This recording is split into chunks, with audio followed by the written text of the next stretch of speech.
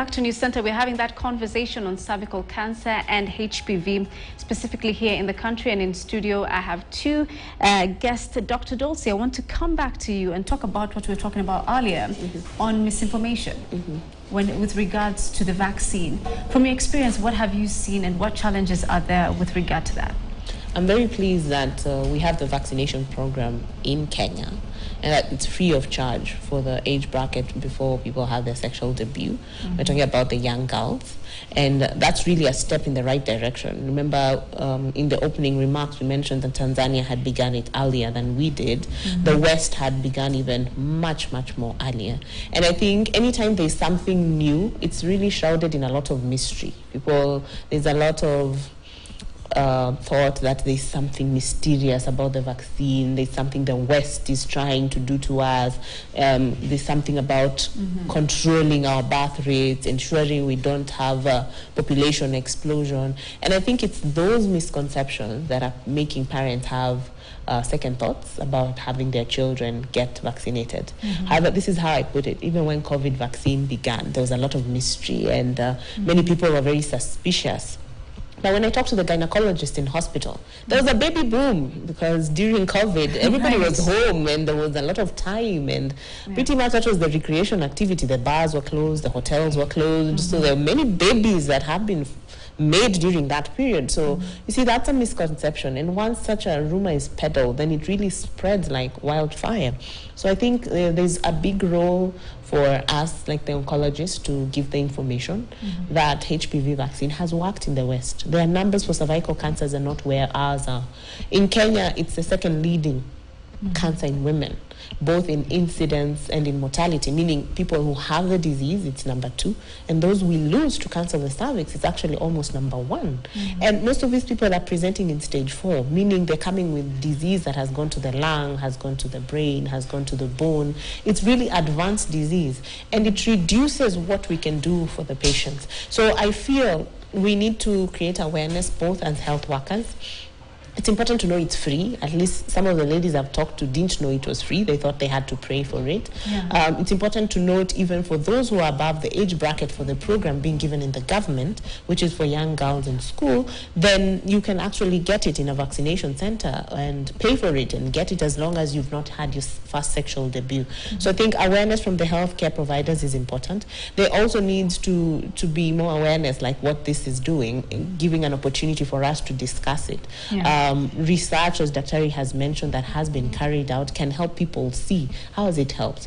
I also feel parents who have already had their daughters vaccinated, when they're given an opportunity to speak out, then it can help dispel the fears other parents are having. Because they say, yeah, I've given my daughter the vaccine, she's fine, she's going to school. And I think over time, when that cohort of girls who are vaccinated will have babies, then maybe some people would relax.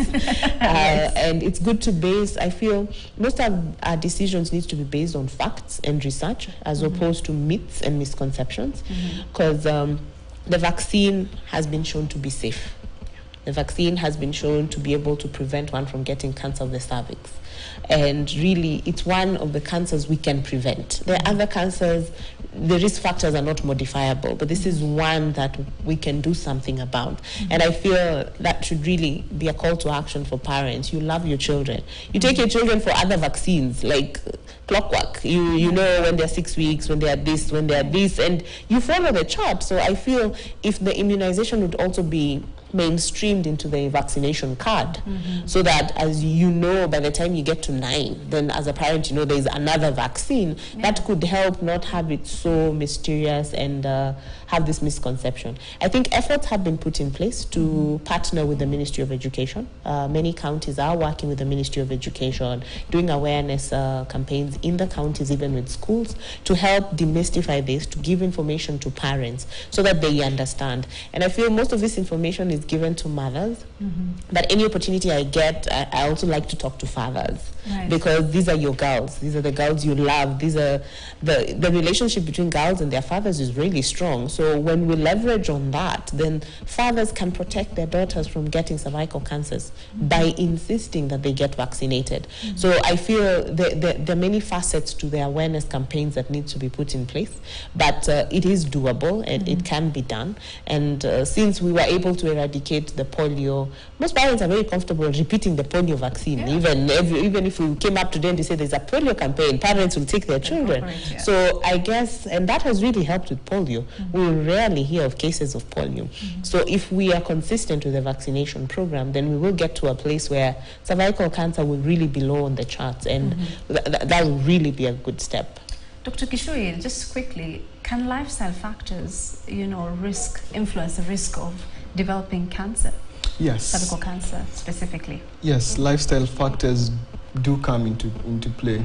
As we said, HPV is sexually transmitted for the better part.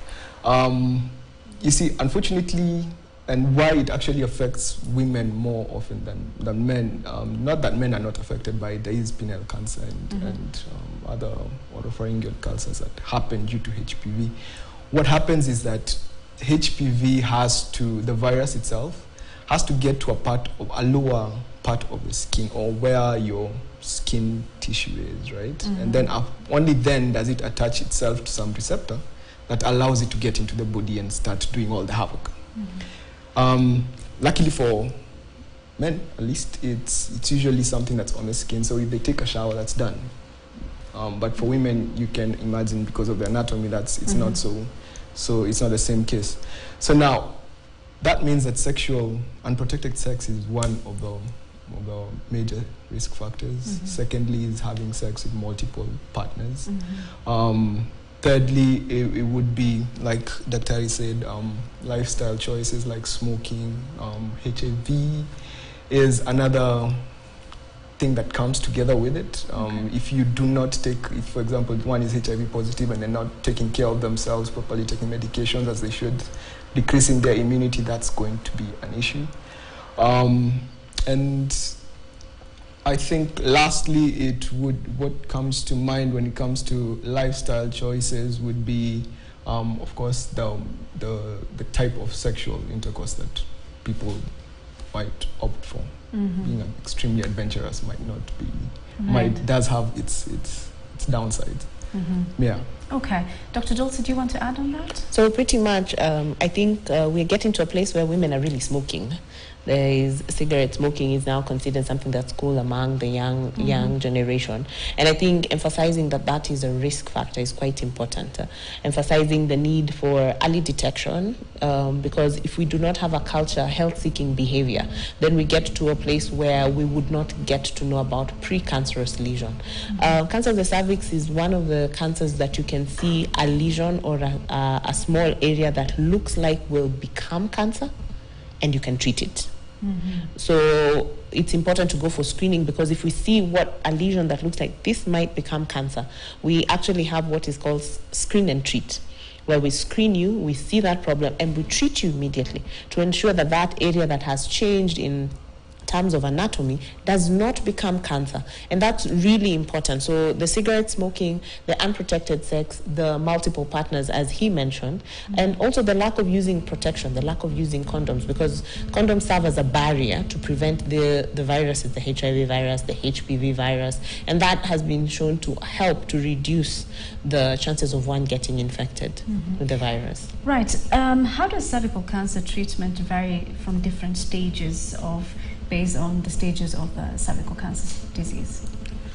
Well, from the get, I'm sure the oncologist would have loved to take that question, but I'll give an opportunity to answer. I'll introduce it. So from the get, say once, as she had said, as Dr. Ria said, when a patient comes for a screen, and they see that there is a lesion that looks like it could be lead to or end up becoming cancer, what they do is they want to remove that and do away with those cells. So there are several things that are used. One, they can use heat or cold, where they just kill that cell area, or they can just actually excise or remove the cells that seem to be atypical or not normal.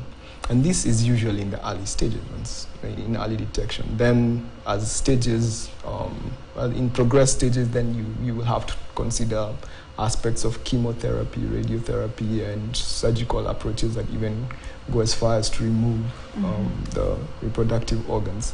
But I believe that Tari would be able to... She can take it up from there. So like you mentioned, the lesions that are not cancerous, then you can do treatment on site.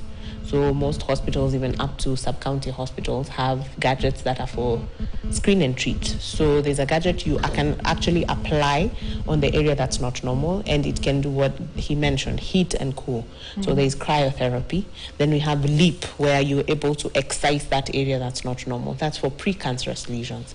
For lesions that look cancerous, you must take a piece of it to confirm there's cancer. You take a small piece, you go look under the microscope. Most of the time that's done by pathologists. They examine and see, is it a cancerous lesion? And if it is cancerous, then now we want to know how far has it gone. So we would be able to do scans, get to know, has it gone to the lungs? Has it gone to the abdomen? And within the pelvis, within the lower abdomen, how far has it spread? And that gives us an indication of how can we treat it. So if it's a very early disease, in terms of staging, we say 2B and below, then surgery might suffice. So the surgery might involve removing the cervix and a bit of the tissues on the side to ensure that you don't leave disease inside. However, when it's crossed and it's more advanced disease, then we need to do chemotherapy and radiotherapy. So what happens is the prescription would have chemotherapy given once a week, like on Monday, and then radiotherapy will be given Monday to Friday. The purpose of that treatment, the chemo, is to make the radiation work.